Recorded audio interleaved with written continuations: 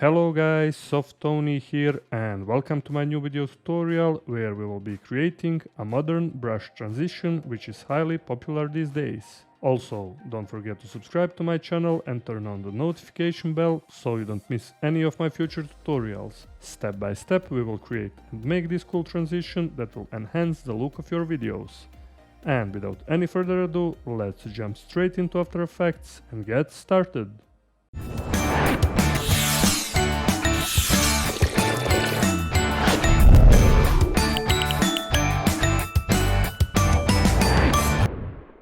Alright, we're here in After Effects and now let's create a new composition. Hit Ctrl plus N. This will be 1920 by 1080. Let's rename it to Final.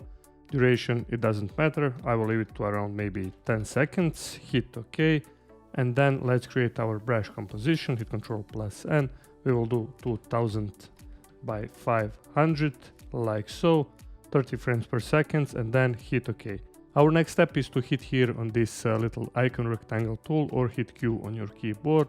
And now let's draw a perfect rectangle like this.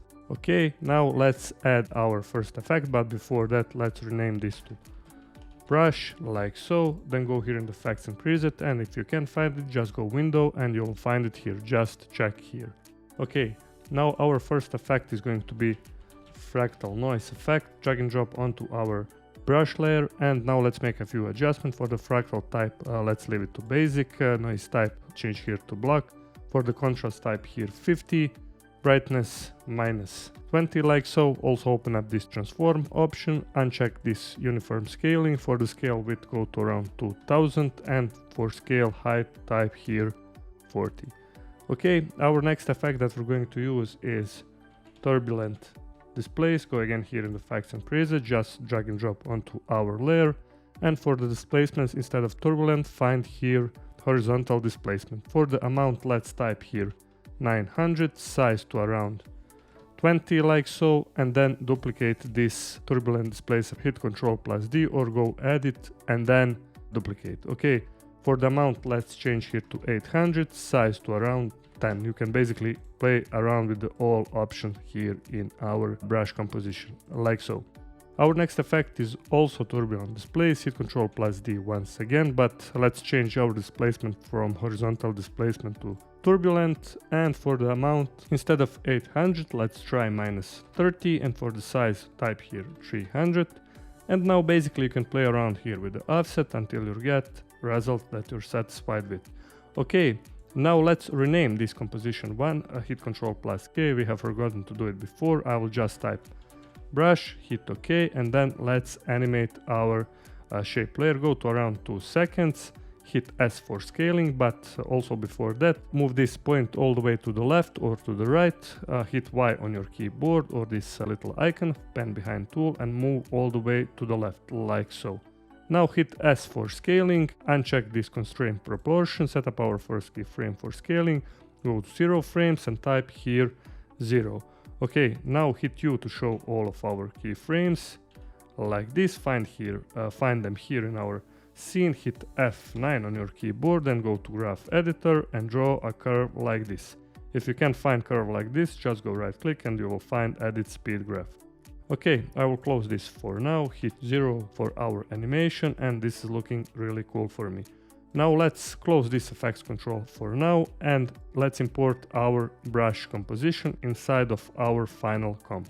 And now, as you can see, we have this brush solid animation here in our finals. Okay, now let's duplicate our brush composition for as many times as we need to cover up our preview window. Hit Ctrl plus D once, hit R for rotation, and then V. You can play around here in our scene. Hit Ctrl plus D again, rotate this one, move it all the way down. Okay, hit Ctrl plus D again, rotate it according to your needs like so.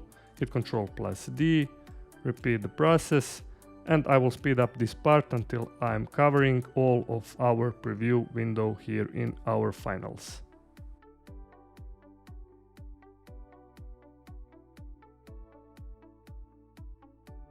Okay, now when we hit 0 here in our final scene, we have this cool animation of our brush shape layer. Okay, now let's pre-compose all of our brush composition. Hit Ctrl+A, go right click, pre-compose. I will rename this to brush plus elements, hit OK. And now let's import our first media here in our final scene. I already have my media 01. This is free footage from pexels.com. But of course you will import your own media. Let's import it here in our finals. Go here in the track mattes, find here alpha matte, and now when we hit 0 we have this really cool animation of our brush and our media here in our scene. Okay, now what we can do is to hit this media 01 and brush plus elements once again. Go again, right click, pre-compose this one. I will just rename this to 1.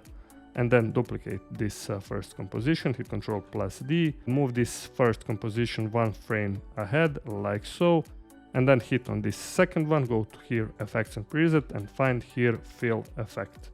And for the color, let's try maybe yellow color. Of course, you can play around with your colors, and now when we hit 0, we have this really cool and awesome brush transition in our scene. Also, in every moment you can go here in brush plus elements to readjust all of our brush shape layers. Let's go back here in our final composition. I will close this effects control for now and then just drag and drop brush plus elements composition once again here in our finals. And here you can play with blending modes. Let's try maybe overlay, hit T for opacity and go to around 10% or maybe 20 until you're satisfied with your own result. 30%. You can also try other blending modes, hit Ctrl+D, go here and find add, rotate it 180 like this. For opacity, let's try maybe 10 or so. Basically, it's up to you to play around with all of the options. And now when we hit 0, we have also those brushes here in our scene, and this is looking really cool and really creative. Alright guys, that was everything for today's tutorial. I hope you learned something new. Play around with the options and parameters to achieve your desired result. Also, this technique is incredibly useful and can be applied in your own projects. If you found this video helpful, please don't forget to hit that like button, also leave a comment and subscribe if you haven't already. Make sure to turn on the notification bell so you don't miss any of my upcoming video lessons. All the links are in the description, so feel free to check out my portfolio pages and more. So until next time, stay creative and bye bye!